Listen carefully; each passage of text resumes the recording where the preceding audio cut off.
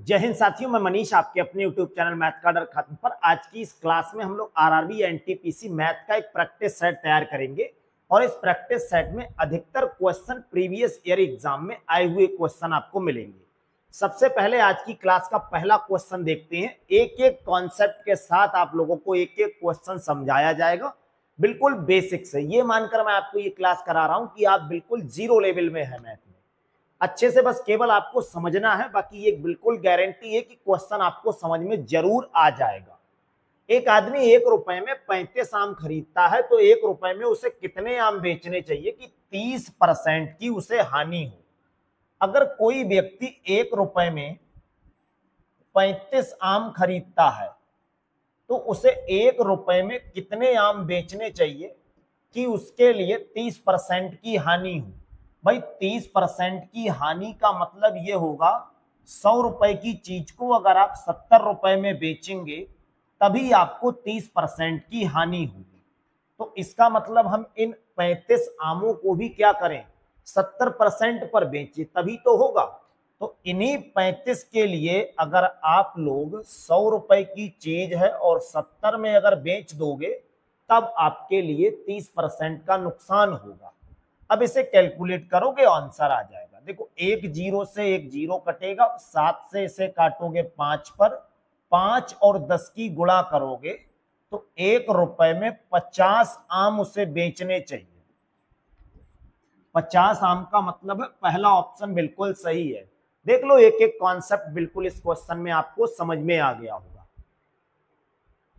इसी टाइप का अगला क्वेश्चन देखिए। टाइम और वर्क का ऐसा क्वेश्चन लगभग आपको देखने को मिलता होगा एग्जाम में, हर एग्जाम में ऐसा क्वेश्चन बनता है। एक्स और वाई एक काम को क्रमशः 28 और 20 दिन में करते हैं। एक्स किसी काम को 28 दिन में करता है और वाई उसी काम को 20 दिन में करता है। कभी भी टाइम और वर्क का अगर क्वेश्चन आपको मिल रहा है, वहां पे सबसे पहले आप ये पता करो कि टोटल काम कितना है। 28 दिन इसे लग रहा है और 20 दिन इसे लग रहा है, तो एक ऐसी संख्या बताओ जो 28 और 20 दोनों से कट जाए, उसी को हम कहेंगे इन दोनों संख्याओं का एलसीएम निकालो। और यही अपना क्या बन जाएगा, कुल काम हो जाएगा या टोटल वर्क हो जाएगा। तो कुल काम कितना होगा, 28 और 20 का एलसीएम आप चाहो अलग ले लो और अगर डायरेक्ट आप बता सकते हो तो डायरेक्ट बता दो। ये बन जाएगा 140। 140 ऐसी संख्या है जो 28 से भी पूरी कट रही है और 20 से भी पूरी कट रही है। और आपको इतने क्लास कराए उनमें भी बहुत अच्छे से बताया था। टाइम और वर्क के क्वेश्चन में जब आप एलसीएम निकालते हो तो अगर आप एलसीएम को गलत कर दोगे क्वेश्चन आपका तब भी हो जाएगा, लेकिन तब आपको बहुत हाईयर कैलकुलेशन करनी पड़ेगी। तो सही एलसीएम ही निकालो। हालांकि आप कहो कि अगर हम इससे बड़ी संख्या 280 बता दें तब भी ये क्वेश्चन बहुत आराम से हो जाएगा। बस ऐसी संख्या मानोगे जो पूरी कट रही होगी, तब आपको गुणा भाग बहुत कम लेवल का करना पड़ेगा। अब ये पता कर लो भाई, 140 काम 28 दिन में अगर कर रहा है तो उसकी क्षमता कितनी होगी। इस 140 के लिए 28 से अगर भाग करोगे तो कितना आएगा, 28 पंजे 140 होता है और इसी 140 को अगर इससे भाग करोगे तो भाग करना है यहाँ पे, तो ये क्षमता आ जाएगी 20 सत्ते 140। इसका मतलब हुआ एक्स जो है वो एक दिन में 5 काम करेगा और वाई जो है वो एक दिन में 7 काम करेगा। अब कहा है एक्स ने अकेले काम शुरू किया और 4 दिन के बाद वाई शामिल हो गया। भाई कोई व्यक्ति ने अगर काम अकेले शुरू किया है और 4 दिन के बाद कोई उसका दोस्त आ गया तो 4 दिन तक तो अकेले किया है। अगर 4 दिन तक अकेले काम किया है उसने तो कितना काम कर लिया होगा 4 दिनों में। एक्स ने 4 दिन तक तो अकेले काम किया है, तो 4 दिन में कितना काम किया होगा भाई। एक दिन में वो 5 यूनिट काम कर रहा है और 4 दिन में वो काम 20 यूनिट कर लेगा। अच्छा, टोटल काम कितना था, 140 काम था। अब 20 काम तो उसने कर लिया, तो शेष काम कितना बचा हुआ, अभी भी रह गया है। शेष काम जो होगा वो कितना होगा, 140 टोटल काम था और 20 काम कर दिया है, तो अब बचा होगा 120 काम। और यही 120 काम हमें किससे कराना है? 4 दिन के बाद बाई उसके साथ शामिल हो गया, तो ये काम दोनों लोगों को अब करना होगा। अगर ये काम दोनों लोगों को करना है x प्लस वाई को, तो x प्लस वाई का मतलब ये 5 काम कर रहा है, ये 7 काम कर रहा है, तो फिर अगर इसे जोड़ देंगे तो ये 12 काम होगा। 120 को 12 से भाग करेंगे। 12 से भाग इसलिए करते हैं क्योंकि ये दोनों लोग एक दिन में 12 काम करेंगे और हमें 120 काम कराना है, तो कितने दिन लगेंगे? 12 से इसे काट देंगे, 10 दिन लगेंगे। क्वेश्चन अपने लोगों से पूछा है काम कितने दिनों तक चला है। भाई 10 दिन तक तो इन दोनों लोगों ने किया है और 4 दिन तक एक्स ने किया है, तो ये एक एक्स का हो गया ये और 10 ये, टोटल हो जाएंगे 10 प्लस 4 यानी 14 दिन तक काम चला है। 14 दिन का मतलब होगा आपका पहला ऑप्शन बिल्कुल सही है। अगला क्वेश्चन देखिए, x और y का रेशियो दे रखा है अपने लोगों से, फिर पूछा है x3 माइनस y3 और x3 प्लस y3 का रेशियो बताना है। x की जगह डायरेक्ट 4 लगा दो, y की जगह पर 3 लगा दो, क्योंकि ये रेशियो है तो हम मान ले रहे हैं ये x का मान है और ये y का मान है। फिर इधर रेशियो का चिन्ह, x की जगह 4 और y की जगह पर 3। इसे अगर यहां पर प्लस चिन्ह हल करेंगे, 4 की पावर 3 का मतलब है 4 की 4 से गुणा 3 बार करोगे तो ये 64 होगा। ये 3 की 3 से करेंगे 27 होगा, ये 64 होगा और ये 27 होगा। 64 रुपए में से 27 रुपए कम करोगे तो ये बन जाएगा 37 रुपए, और 64 रुपए में 27 रुपए जोड़ोगे तो ये हो जाएगा 91। 37 अनुपात 91, पहला ऑप्शन बिल्कुल सही है। अगला क्वेश्चन, एक अर्धगोले की त्रिज्या दे रखी है, अर्धगोले का पृष्ठीय क्षेत्रफल बताना है। अर्धगोले का पृष्ठीय क्षेत्रफल, या कभी कभी ये पूछा जा सकता है अर्धगोले का वक्रपृष्ठ। अगर अर्धगोले का कभी भी आपसे पृष्ठीय क्षेत्रफल पूछा जाए तो ये सरफेस एरिया पूछा है, इसी को वक्रपृष्ठ कहते हैं। और अर्धगोले के वक्रपृष्ठ का फार्मूला 2 पाई आर स्क्वायर होता है, जहां पाई की जगह अगर क्वेश्चन में 22/7 प्रयोग करने को कहा है तो 22/7 का प्रयोग करो, और 3.14 प्रयोग करने को कहा है तो 3.14 का प्रयोग करो। दो ऐसे ही लिखोगे, पाई की जगह 22/7 और आर की जगह 3.5, ये आर का मान हो गया, और आर पे स्क्वायर लगा है इसीलिए इसे 2 टाइम्स लिखेंगे, यानी 2 बार लिखेंगे। दशमलव अगर हटाना है आपको तो ये दशमलव हटाओगे नीचे 10 आएगा, ये दशमलव हटाओगे नीचे 10 आएगा। इसे कैलकुलेट करेंगे, 7 से काटेंगे तो ये 5 पर जाएगा, और 5 से काटेंगे तो ये 2 पर जाएगा, और इस 2 से ये कैंसिल हो जाएगा। अगर और कटिंग करेंगे, यहाँ पे 7 से काटे, ये 5 से काटेंगे 7 पर, और इसे 5 से काटेंगे 2 पर। इस 2 से अगर इस 22 को काटेंगे 11 ये बचा और 7 ये बचा। 11 और 7 की गुणा जो होती है वो 77 होगी, और 77 आप देख पा रहे होंगे दूसरे विकल्प में दे रखा है। अगला क्वेश्चन, राम ने अपने खर्चे में 25% की कमी की, बाद में 100% की कमी और की, तो राम ने कुल कितने परसेंट की कमी अपने खर्चे में की होगी। इस क्वेश्चन को ऐसे कह सकते हो कि ये क्वेश्चन ऐसी लैंग्वेज में भी आपको मिल सकता है, किसी वस्तु की कीमत में पहले 25% की कमी की जा रही है, फिर 10% की कमी की जा रही है, तो ये टोटल कितनी कमी कर दी है। अगर आपने 2 बार कोई चीज कमी की है या 2 बार कोई चीज में वृद्धि की है तो आप डायरेक्टली सक्सेसिव लगा दो। अगर कमी की है तो सीधी बात है हम ये मानेंगे कि ये माइनस का होगा, और यहां पर भी कमी की है तो माइनस का मान लो। अगर कहीं पर भी 2 बार कमी की जा रही है और उस 2 कमी को एक कमी में आप बदलना चाह रहे हो, फार्मूला याद कर लो, -x माइनस वाई, माइनस चिन्ह सिर्फ ये बता रहा है कि आप कमी कर रहे हो, प्लस x y/100। जहां x का मतलब है पहली कमी और y का मतलब है दूसरी कमी। x की जगह लगाओगे 25 और y की जगह लगाओगे 10। x की जगह 25 और y की जगह 10 बटे में क्या लगाना है 100। 25 से इसे भाग करोगे 4 पर आ जाएगा ये दोनों संख्याएं माइनस की हैं तो ये जुड़कर बन जाएंगी -35। इसके लिए 2 से काटोगे 5 पर, 2 से काटोगे 2 पर, यानी ये बचेगा 5/2 और 5/2 का मतलब होता है 2.5 रुपए।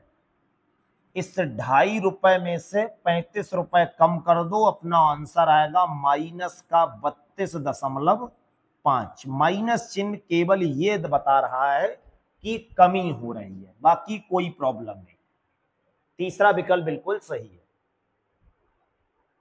अगला क्वेश्चन, किसी ड्रेस का मूल्य 800 रुपए से घटाकर 720 रुपए कर दिया है तो ड्रेस का मूल्य कितने % कम किया है।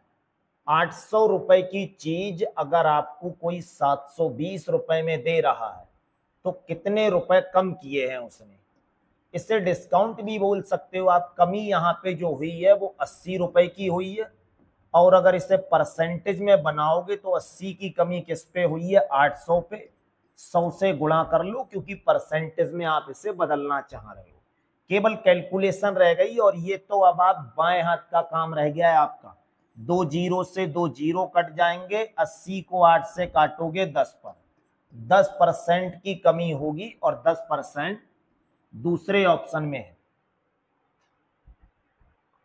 अगला क्वेश्चन देखिए, बॉडमास नियम का है। बॉडमास नियम में सबसे पहले क्या बनता है, बी बनता है। अच्छे से ये कॉन्सेप्ट याद कर लो। सबसे पहले इसे हल करोगे ब्रैकेट को, अगर कहीं ब्रैकेट है लगी हुई। ब्रैकेट ये केवल 3 तरह की ही होती है, आप सेक्योन से ही याद कर लो। इन ब्रैकेट को हल करेंगे, अगर ब्रैकेट नहीं है तो फिर का हल करेंगे, का नहीं है तो फिर भाग हल करेंगे, भाग नहीं है तो गुणा, गुणा के बाद जोड़ और फिर घटाया। तो सबसे पहले यहाँ आप देख पा रहे होंगे ब्रैकेट है लगी हुई। 48 ऐसे ही लिखेंगे। अगर इन दोनों ब्रैकेट को हल करेंगे तो ये 12 बचेगा। भाग का चिन्ह ऐसे ही, इस ब्रैकेट को हल करेंगे तो ये 12 बन जाएगा। 48 में से 12 कम करेंगे 36, और लास्ट स्टेप बचिए 36 को 12 से भाग करोगे, ये आ जाएगा अपना 3। 3 कहां दे रखा है, चौथे विकल्प में दिया हुआ है। अगला क्वेश्चन, दो संख्याओं का एचसीएफ और एलसीएम इतना है। यदि पहली संख्या को 2 से भाग करें तो भागफल 60 आता है। हमें दूसरी संख्या का मान बताना है। कभी भी ऐसा क्वेश्चन आपको मिल जाए जहां एलसीएम और एचसीएफ दोनों दे रखा है, वहां एकमात्र कॉन्सेप्ट आप याद कर लो, पहली संख्या गुणा दूसरी संख्या बराबर लासा गुणा मासा या एलसीएम गुणा एचसीएफ। लगभग 99% आपको ऐसे क्वेश्चन मिलेंगे जहां लासा और मासा दोनों दिया है, तो केवल यही फार्मूला आपको वहां लगाना है। अब इस फार्मूले को अप्लाई करते समय आप क्या क्या 3 चीजें अगर आपको मालूम है, इनमें से कोई सी 3 चीजें, ये फार्मूला 4 चीजों से बना हुआ है। अगर आपको 3 बातें यहां से पता है तो चौथी बात कोई सी भी इसमें से पूछ सकते हो। अगर पहली संख्या पूछी तो बाकी ये सब मालूम होंगे, दूसरी संख्या पूछी तो बाकी ये सब चीजें पता करो, एलसीएम पूछा है तो बाकी की 3 चीजें मालूम होनी चाहिए।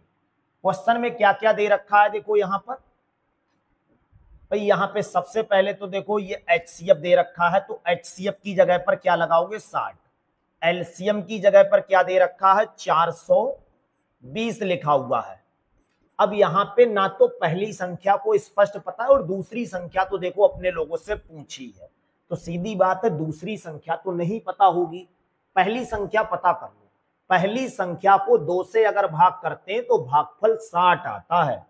अब भाई पहली संख्या कैसे पता करोगे, अगर किसी चीज को 2 से भाग कर दे तो 60 आता है, तो 2 से भाग ना करें तो कितना आएगा, 60 में 2 से गुणा कर दो। भाई भाग का उल्टा गुणा ही तो होता है, तो 120 हो जाएगा। तो पहली संख्या यहाँ पता थी, लेकिन बस आपको दिख नहीं रही थी। मैथ का चश्मा लगाओगे तभी दिखेगा कि पहली संख्या कितनी थी। कहीं पे लिखा हुआ था कि किसी संख्या में 5 जोड़ दें तो 20 आ रहा है। अरे भाई तो 5 मत जोड़ो ना, 5 नहीं जोड़ोगे तो कितना आएगा, तो 20 में से 5 कम करो। यहाँ लिखा है पहली संख्या में 2 से भाग कर रहे हैं तो 60 आ रहा है, तो 2 से भाग मत करो तब संख्या मिलेगी ना, तो 2 से भाग नहीं करेंगे तो गुणा करो, पहली संख्या 120 आ जाएगी। पहली संख्या की जगह 120 लिखेंगे और दूसरी संख्या हमें बतानी है, केवल इसे कैलकुलेट करो आंसर आ जाएगा। इस 0 से देखो ये 0 कट जाएगा और 12 से अगर इसे काटेंगे 12 पंजे 60, 42 बचा और 5 बचा, तो दूसरी संख्या कितनी आएगी, 42 और 5 की गुणा कर दो। 42 और 5 की गुणा होती है 210 और 210 पहले ऑप्शन में। अगला क्वेश्चन, रामू एक वस्तु को 10% की हानि पर बेचता है, यदि वह इसे 30% कम क्रय मूल्य पर खरीदता और इसे 26 रुपए कम में बेचता तो उसे 10% का लाभ होता। वस्तु का क्रय मूल्य हमें बताना है। कोई वस्तु इस समय मान ले रहे हैं 100 रुपए की है, इस वस्तु पर 10% की हानि हो रही है और वो इसे बेच रहा है, तो 100 रुपए की चीज को अगर ये उसका क्रय मूल्य है तो 10% की हानि का मतलब क्या हुआ भाई, 10% की हानि हो रही है, तो वो कितने में बेच रहा होगा, सीधी सी बात है 90 में बेच रहा होगा, तभी तो 10 की हानि होगी। ये तो रही पहली स्टेप। फिर कहा है अगर भाई इसे 30% कम क्रय मूल्य पर खरीदता, पहले 100 रुपए में खरीदा है, अब 100 में नहीं खरीदना है, अब 30 कम में करना है, तो 30% अगर कम करोगे तो जो क्रय मूल्य आप 100 बता रहे थे वो अब सीपी कितना बताओगे, 70 का बताओगे, यही तो बनाएगा ना ये सीपी। यहां तक आ गया। जैसे ही वो ये काम करता है और इसे 26 रुपए कम में बेचता है तो 10% का लाभ होता है। 70 रुपए की चीज जब आप बेच रहे हो तो 10% का लाभ हो रहा है, तो 10% लाभ का मतलब क्या है, यहां से अगर आपसे पूछा जाए भाई एसपी निकालो, तो एसपी कैसे निकालोगे, कहोगे 70 ये और प्लस 70 का 10% और निकालो, तो इसका 10% कितना आ जाएगा 60, यानी ये एसपी जो बनेगा वो 77 हो जाएगा। 90 रुपए पहले आपका क्या बन रहा था सेलिंग प्राइस, और अब कितना बन रहा है 77 रुपए, तो 90 से 77 का डिफरेंस कितना है, ये डिफरेंस 13% का है। और 13% का डिफरेंस ये क्यों आ रहा है, क्योंकि वो इसे 26 रुपए कम में बेच रहा है, तो 13% किसके बराबर है, 26 के बराबर है। अगर यहां से 1% की वैल्यू निकालोगे तो किसके बराबर आएगी, 13 दूनी 26, 2 के बराबर आ जाएगी। 1% अगर 2 के बराबर है, हमसे पूछा वस्तु का क्रय मूल्य कितना होगा, तो क्रय मूल्य अपने लोगों को पता है पहले से ही 100% था। अगर 100 की वैल्यू पूछी है तो 100 गुणा 2 कर दो, क्योंकि 1% 2 के बराबर है, 10% किसके बराबर होगा, तो फिर 10 से गुणा करो। इसमें भाई यहां 10 से गुणा कर रहे हैं तो यहां भी 10 से गुणा करनी पड़ेगी। 100% का मतलब हो गया 100 गुणा 2, 200 रुपए अपना आंसर होगा, और ये दूसरे विकल्प में दे रखा। अगला क्वेश्चन देखिए, एक बस अपने निर्धारित समय से 60 मिनट देरी से रवाना होती है, लेकिन 300 किलोमीटर दूर स्थान तक समय पर पहुंचने के लिए उसकी सामान्य चाल में 10 किलोमीटर प्रति घंटे की वृद्धि की जाती है, तो बस की सामान्य चाल बतानी है। देखो बस की एक तो सामान्य चाल है और एक कैसी चाल है, वृद्धि करने पर एक चाल मिल रही है, तो सामान्य चाल जितनी भी है वृद्धि करने पर उसमें 10 बढ़ जाएगा। अगर इस क्वेश्चन को आप बाई ऑप्शन करने लगोगे ये सवाल बहुत सरल बन जाएगा। भाई हमें क्या करना है, 300 किलोमीटर की दूरी तय करनी है। कॉन्सेप्ट आप अच्छे से याद कर लो, चाल दूरी समय का एक ही कॉन्सेप्ट है, चाल बराबर दूरी बटे समय। और अगर कहीं आप समय निकालने लगे, कोई सा एक फार्मूला इसका याद कर लो, चाल बराबर दूरी बटे समय। अगर यहीं से समय निकालोगे तो समय का अलग फार्मूला बन जाएगा। 3 फार्मूले यहां से आप बना सकते हो। समय बराबर अपना फार्मूला होगा दूरी बटे चाल। अब बाई ऑप्शन से इसलिए कर लो अगर आपको बहुत कम कैलकुलेशन करनी है। देखो 300 किलोमीटर की दूरी तय करनी है, तो हम ये मानकर चल रहे हैं कि उसकी चाल अभी 50 है। अगर चाल 50 मानोगे तो समय कितना लगेगा, भाई आपने कह दिया 50 चाल है, तो समय बराबर फार्मूला होता है दूरी बटे चाल। इसे 50 से भाग कर दूं, इसे कैलकुलेट करेंगे तो समय अपना आ जाएगा 6 घंटा। फिर कहा है वृद्धि कर दो, तो वृद्धि अगर करेंगे तो समय कितना लगेगा भाई, 10 की अगर वृद्धि कर दोगे तो यहाँ पे चाल कितनी मानोगे, 50 + 10 मानोगे, यानी 300 के नीचे कितना आ जाएगा, 60 आ जाएगा। इसे कैलकुलेट करोगे तो ये आ जाएगा 5 घंटा। अब इन दोनों के बीच में क्या 60 मिनट का डिफरेंस है, 60 मिनट देरी से हो रही, तो आप कहोगे पहले 6 घंटा लग रहा था अब 5 घंटा लग रहा है। 1 घंटे का डिफरेंस है और 1 घंटे को ही अपने लोग 60 मिनट कहते हैं। तो पहले ऑप्शन केवल करके देखा था, पहला ही ऑप्शन सही मिल गया। अगर ये पहला ऑप्शन सही नहीं होता तो अपने लोग फिर यहाँ पे 60 रखते और यहाँ 70 रखते। 60 और 70 रखने पर जो समय आता, क्या उसके बीच का डिफरेंस 60 मिनट है? अगर उससे नहीं होता तो फिर 30 को मान लेते, यहाँ 30 लगा देते, यहाँ 40 लगा देते, क्योंकि वृद्धि कितने की कर रहे हैं, 10 की। दोनों के समय का डिफरेंस 60 मिनट होता। अगर इन 3 ऑप्शन से नहीं होता तो चौथे ऑप्शन को अपने लोग डायरेक्टली हल कह देते कि भाई जब 3 चीजें सही नहीं तो चौथी वाली सही होगी। अगला क्वेश्चन देखिए, एबीसी एक काम को इतने दिनों में कर रहे हैं। ए किसी काम को 90 दिनों में करता है, बी इसी काम को 45 दिनों में करता है और सी इसी काम को 67.5 दिन में करता है। अब टोटल काम कितना है, इतने दिन तो ये लगा रहे हैं, टोटल काम का मतलब है एक ऐसी संख्या बताओ जो 90 से भी पूरी कट जाए, 45 से भी पूरी कट जाए और 67.5 से भी कट जाए। तो टोटल काम कितना होगा या टोटल वर्क, इन तीनों संख्याओं का एलसीएम होगा। ऐसी संख्या जो 90 से 45 है, तो 45 और 90 का मतलब 45 दूनी 90 होता है, तो फिर 90 और 67.5 से चेक कर लो। इन 3 संख्याओं से कटने वाली संख्या जब बताओगे तो आप 67.5 से तो चेक करने में दिक्कत लगेगी। 90 से कटने वाली संख्याएं देख लो, 90 से कटने वाली एक 90 होता है, एक 180 होगा, एक 270, ये 67.5। अगर ये 70 होता तो 70 से 280 कट जाता, 70 में ये 2.5 कम है, तो 70 चौक कितना होता है, 280। 70 चौक 280 और 67.5 2.5 जब 4 बार कम करोगे 270 आ जाएगा। 270 ऐसी संख्या है जो 90 से भी कट जाएगी, 45 से भी कट जाएगी और 67.5 से भी कट जाएगी। अगर आप कहो हम इससे और बड़ी संख्या मानेंगे 540, कोई दिक्कत नहीं है, क्वेश्चन बिल्कुल सही हो रहा है। लेकिन जब भी आप कभी रूल्स के खिलाफ जाओगे तो हमेशा याद रख लो क्या क्या होगा।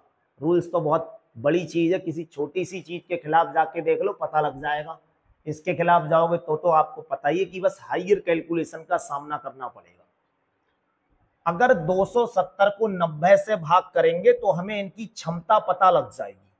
90 से भाग करेंगे तो ये 3 आएगा, 270 को 45 से भाग करेंगे ये 6 आएगा, 270 को 67.5 से भाग करेंगे ये 4 आएगा। अब कहा क्या है, बी ने काम पूरा होने से 13.5 दिन पहले ही काम छोड़ दिया। काम खत्म होने ही वाला था कि बी ने काम 13.5 दिन पहले छोड़ दिया। तो 13.5 दिन तक किसने काम किया होगा फिर भाई, ए और सी ने तो काम किया ही है। 13.5 दिन में किस किसने काम किया है, ए और सी ने कितना काम किया होगा, तो भाई इन लोगों ने इतने दिन तक काम किया है। और ये लोग एक दिन में कितना कर रहे हैं, ए कर रहा था 3, ये कर रहा था 4, तो टोटल हम यही तो कहेंगे 7 काम हो रहा होगा। अब इसकी अगर गुणा करोगे, 7 पंजे 35, 7 तियां 21 और 3 24, 7 एकम 7 और 2 9, 94.5। इतना काम अगर कर दिया है इन्होंने तो शेष काम कितना अभी बचा हुआ है। अब भाई टोटल काम कितना था, 275 था, और इस 275 नहीं 270 था। 270 में से 94.5 काम तो इन लोगों ने कर दिया है। तो काम रह कितना गया है, देखो यहां से 2.5 लेंगे तो यहाँ डेसिमल नहीं तो डेसिमल लगा के इस तरह से आप 0 लगा दो। यहाँ से 2.5 लेंगे, यहाँ 10 बनेगा, फिर यहाँ 10 में से 5 जाएगा, 5 बनेगा, डेसिमल लगा दो। ये 9 में से 4 जाएगा, 5 बचेगा, यहां बचा होगा 6, यहां से 2.5 लेंगे, 16 में से 9 कम करेंगे 7 बचेगा और ये 1। इतना काम अभी करने को रह गया और ये काम किसने किया होगा? तीनों लोगों ने किया होगा। अगर ये काम तीनों लोगों ने किया है तो तीनों लोगों का मतलब 6, 4, 10 और 3 कितना हो जाएगा? 13 हो जाएगा जब इसे जोड़ेंगे। और इसे अगर 13 से भाग करेंगे तो कितना आएगा? 13 एकम 13, 4 बचा, 13 तिया 39, 6 बचा, 13 पंजे 65।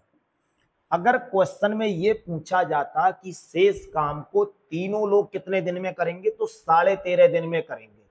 हमसे पूछा गया है काम कितने दिन में पूरा होगा। भाई 13.5 दिन तक तो इन दोनों ने किया था और 13.5 दिन तक तीनों लोगों ने किया, तो टोटल कितना टाइम लग रहा है? 13.5 दिन ये लगा और 13.5 दिन ये लगा। 13.5 रुपए और 13.5 कितने होते हैं? 27 दिन टोटल उसे लग रहे होंगे और ये चौथा विकल्प आपका बिल्कुल सही है। अगला क्वेश्चन, दो संख्याओं का अनुपात अगर इतना है, प्रत्येक संख्या में 6 जोड़ दें तो उनका अनुपात इतना हो जाता है। भाई पहली संख्या यहां मानो, दूसरी यहां। पहली संख्या मान लो 9x की और दूसरी मान लो 11x की। अब कहा क्या है क्वेश्चन में, अगर इनके लिए बटे में लिख दें या अनुपात में लिख दें। इस सवाल में यह भी पूछा जा सकता है बड़ी संख्या बताओ या छोटी संख्या, लेकिन सबसे पहले x की वैल्यू पता करो। अनुपात अगर कभी भी हटाओगे तो उसके साथ एक कांस्टेंट लगाना पड़ेगा। इन दोनों संख्याओं में 6 जोड़ दो, तो इसमें भी 6 जोड़ दो और इसमें भी 6 जोड़ दो। अगर 6 जोड़ रहे हो तो ये संख्याएं 6 और 7 के रेशियो में बन जाती हैं और 6 और 7 के रेशियो का मतलब है 6/7 हो जाता है। क्रॉस गुणा कर लो, यहाँ पर ये 7 यहाँ आके बनेगा 63x और ये 7 यहाँ आके बन जाएगा 42। इधर ये वाला 6 जब यहाँ पहले 11 के पास पहुंचेगा तो 66x फिर बन जाएगा 36। x को एक तरफ करो, बाकी संख्याएं एक तरफ करो। इस 66x को यहाँ लाओगे, 63 के पास माइनस होगा। इस 42 को 36 के पास लाओगे, माइनस होगा। 63 में से 66 कम करोगे, माइनस के 3 बचेंगे और 36 में से 42 कम करोगे, माइनस के 6 बचेंगे। इसे कैलकुलेट करोगे, माइनस से माइनस 3 दूनी 6। x का मान 2 हो गया। हमसे पूछा है बड़ी संख्या का मान बताओ। क्या ये सीधे सीधे नहीं कह सकते हो कि बड़ी संख्या दूसरे नंबर की होगी? भाई इस x के पास 9 लिखा है, इस x के पास 11 लिखा है, तो जिसके पास ज्यादा बड़ा नंबर है वही बड़ी संख्या होगी। केवल यहाँ पे आपको 2 लगाना है। 11x लिखोगे और x की वैल्यू 2 है, इसका मतलब 22 बड़ी संख्या होगी। अगर पूछा जाता छोटी संख्या बताओ तो यहाँ पे 2 लगा देते, 9x, 9 दूनी 18। अब अपना आंसर जो होगा वो बिल्कुल पहला ऑप्शन होगा। अगला क्वेश्चन देखिए, के एस से 2 गुनी तेजी से काम करता है। एक के है, एक एस है। के है वो एस से दुगना तेज काम करता है। यानी अगर ये किसी काम में कोई भी काम वो 1 यूनिट कर रहा है तो ये 2 यूनिट कर रहा है। इसे और आसान भाषा में ये कह दो कि अगर ये 1 कुर्सी बना रहा है तो उतनी ही देर में ये 2 कुर्सी बना दे रहा है। अब क्या कहा है, एक काम को 20 दिन में कर देते हैं, तो ये दोनों लोग 20 दिन में काम कर रहे हैं, तो कुल काम कितना होगा? सबसे पहले कुल काम पता करो। कुल काम 20 दिन में करना है। आपने कोई काम 20 दिन तक किया है और कितनी तेजी से किया है? ये 2 काम कर रहा है, ये 1 काम कर रहा है, तो ये 3 हो गया।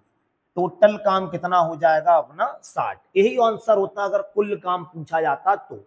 अब इस कुल काम को के करेगा तो कितने दिन में कर लेगा? के अकेले इस काम को कितने दिन में करेगा? के अकेले इस काम को, तो भाई के अकेले इस काम को कितने दिन में करेगा? 60 काम था और के कितना कर रहा है एक दिन में? 2 से भाग कर दो, 30 दिन में के अकेले इस काम को कर देगा। 30 का मतलब है चौथा ऑप्शन बिल्कुल सही है। अगला क्वेश्चन देखिए, इन आंकड़ों की मध्यिका और बहुलक का अंतर बताना है। आप अच्छे से एक चीज याद कर लो, कभी भी इस क्वेश्चन में ऐसा भी पूछा जा सकता है केवल बहुलक बताओ या केवल मध्यिका बताओ, दोनों बातें पूछी जा सकती हैं। सबसे पहले इनके लिए आरोही क्रम में लिख लो, और जरूरी नहीं है कि आरोही क्रम में ही लिखना है, आप अवरोही क्रम में लिख लो। आरोही क्रम का मतलब होता है सबसे पहले सबसे छोटी संख्या लिखो, उसके बाद उससे बड़ी, फिर उससे बड़ी, फिर उससे बड़ी, यानी छोटी चीज से बड़ी चीज की तरफ जाना आरोही क्रम होता है। अगर आप ये भूल जाओ कि आरोही क्रम कैसे याद रखें, तो आशिकी 2 फिल्म देखना, उसमें उस हीरोइन का नाम आरोही होता है। वो लड़की पहले बहुत छोटे स्टेज पर गाना गाती, फिर उससे धीरे धीरे बड़े स्टेज पर पहुंच जाती है और लास्ट में एक बड़ी सिंगर बन जाती है, तो उसका नाम आरोही, यानी वो छोटे लेवल से बड़े लेवल पर जा रही है। आरोही का मतलब छोटे से बड़े की तरफ जाना होता है। तो इसमें सबसे छोटा नंबर 2 है, ये रहा। इसके बाद फिर 2 है तो ये रहा। अब 2 कहीं नहीं है तो 2 से बड़ा नंबर 3 हो गया, ये रहा। 3 ये वाला हो गया, फिर ये वाला 3 हो गया। 3 के बाद 4 लिखो, 4 है नहीं तो 5 लिख लो, 5 2 बार है। 5 के बाद 7 लिख लो 2 बार, और 7 के बाद 9 लिख लो। इन संख्याओं को अगर गिनोगे तो कितनी है, 2 और 3 5 और 2 7 और 3 10, टोटल ये 10 लोग हैं। अब भाई सबसे पहले बताओगे बहुलक। बहुलक क्या होता है, जो संख्या इन सभी में सबसे ज्यादा बार लिखी हो वो बहुलक है। तो आप देख पा रहे होंगे ये 3 संख्याएं सबसे ज्यादा बार हैं, तो 3 नहीं लिखना है, जो संख्या ज्यादा बार लिखी वो लिखना है। 7 2 बार लिखा है, 5 2 बार लिखा है, 2 2 बार लिखा है, 9 1 बार लिखा है, ये 3 बार लिखा है।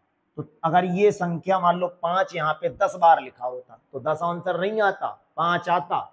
जो संख्या अधिकतम बार रिपीट हो रही है वो आंसर होगा। ये नहीं देखना है कि कितनी बार लिखा है, बस अधिकतम बार होनी चाहिए। तो आंसर आ गया अपना 3। अगर बहुलक पूछा जाता तो 3 आंसर होता। अब इन्होंने पूछा, यहां साइड में आप लिख भी लेना कि ये 3 क्यों है।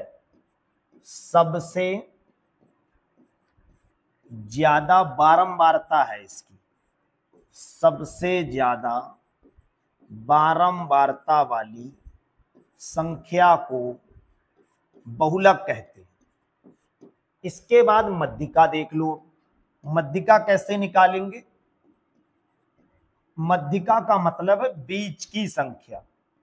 आप डायरेक्टली निकालना चाहो डायरेक्ट बता दो, भाई ये 10 लोग बैठे हुए हैं लाइन से, मध्यिका बतानी है बीच में कौन होगा।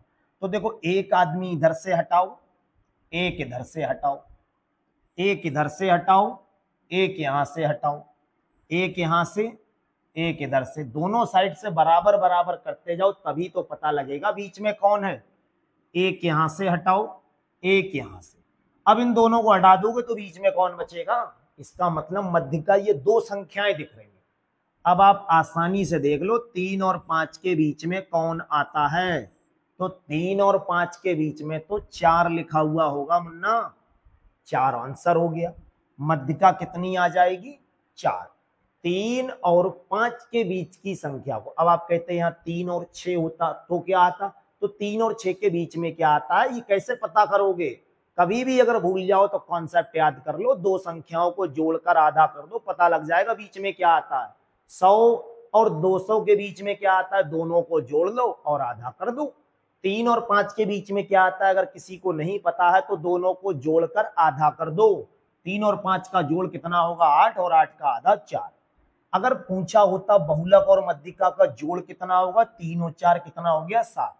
अपने लोगों से पूछा है मध्यिका और बहुलक का अंतर, तो पहले तो मध्यिका लिखी हुई है, यानी मध्यिका और बहुलक का अंतर, यानी मध्यिका में से बहुलक घटा दो, पता लग जाएगा कितना है।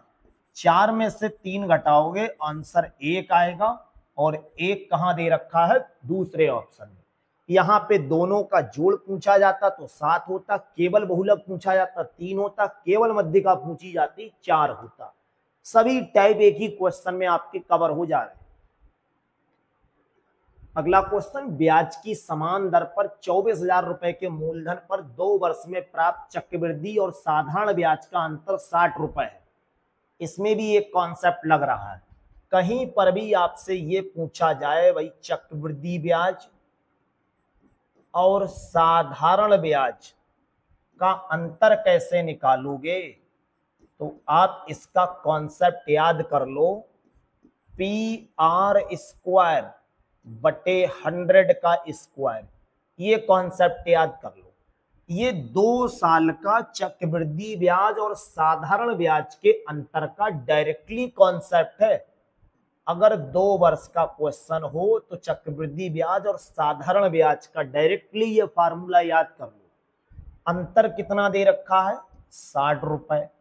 मूलधन हमें पता है कितना है, 24,000 रुपए। R² रेट ऑफ इंटरेस्ट दर बतानी है और बटे में 100 को कितनी बार लिखेंगे, 2 बार लिखेंगे। देखो इसे कैलकुलेट अगर करेंगे तो एक 0 से ये, दूसरे 0 से ये, तीसरे 0 से ये, यही होगा। अब इसे अगर कैलकुलेट और करोगे तो एक लाइन बढ़ा लो, 60 बचा होगा, इधर 24 बचा होगा और R² बचेगा और इधर 10 बचेगा। अगर इसे कैलकुलेट करेंगे तो ये अपना बनेगा 12 दूनी 24 और 12 पंजे 60। 2 से काटेंगे नीचे 5 पर जाएगा, ये वाला 5 यहाँ आके 25 बराबर R²। ये स्क्वायर हटाएंगे तो 25 पे क्या लगेगा, वर्गमूल का चिन्ह, और 25 अगर वर्गमूल के चिन्ह में लिखा हुआ है तो इसे कहते हैं 5%। 5% का मतलब हो गया दूसरा विकल्प बिल्कुल सही है। इस तरह से आज की क्लास में आप लोगों को रेलवे एनटीपीसी का एक बेहतरीन सा प्रैक्टिस सेट तैयार करा दिया है। आप लोग इस पूरे प्रैक्टिस सेट को अच्छे से तैयार कर लो। किसी क्वेश्चन में अगर कोई प्रॉब्लम है तो आप कमेंट सेक्शन में जरूर बताएं। और अगर अपनी क्लास अच्छी लग रही है भाई तो अपने चैनल को भी सब्सक्राइब जरूर करें। और अगर आपको कोई अपने क्वेश्चन सॉल्व कराने हैं तो आप इस व्हाट्सएप नंबर पर अपने उन क्वेश्चनों को सेंड कर सकते हैं, जिससे उनकी PDF फाइल बनाकर बहुत जल्द आपको भी सॉल्यूशन उनका करा दिया जाएगा। टेलीग्राम चैनल से जुड़ने के लिए आप लोग मैथ का डर खत्म पर विजिट करें, और या फिर वीडियो के डिस्क्रिप्शन में अपने टेलीग्राम चैनल का लिंक दिया है, वहां से भी आप टेलीग्राम चैनल पर जुड़ सकते हैं। Thank you.